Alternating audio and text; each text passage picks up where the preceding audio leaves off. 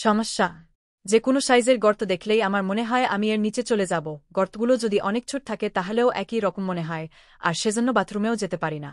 আমার হাজব্যান্ড বাসায় থাকলে তাকে দরজার পাশে দাঁড় করিয়ে কোনো রকম বাথরুমের কাজ সম্পন্ন করি। এসব কারণে আমি কারো বাসায় যেতে পারি না, কোনো কিছুতেই অংশ নেই না। সারাক্ষণ নিজের ঘরের মধ্যে থাকি। আমি আর সবার মতো স্বাভাবিক জীবন যাপন করতে চাই। আমার এমন কেন হয়? এর থেকে উত্তরণের উপায় কি? দয়া করে আমাকে সাহায্য করেন। পরামর্শ দিচ্ছেন ডাক্তার সুস্মিতা রায়, ঢাকা। মানুষ হঠাৎ করে বিশেষ কোনো চাপের মধ্যে পড়ে গেলেও এমন সমস্যা হতে পারে।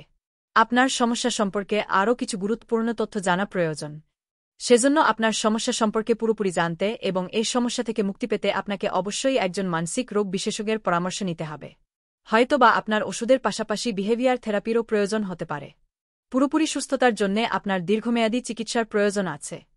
সাময়িকভাবে এখন আপনি খ্যাপ মোডিপ্রেন 2-0 সকালে একটা, এবং যদি রক্তের চাপ স্বাভাবিক থাকে ও শ্বাসকষ্টজনিত কোনো সমস্যা না থাকে তাহলে ট্যাব এন্ডেভার 1-0 সকালে একটা ও রাতে একটা খেতে পারেন।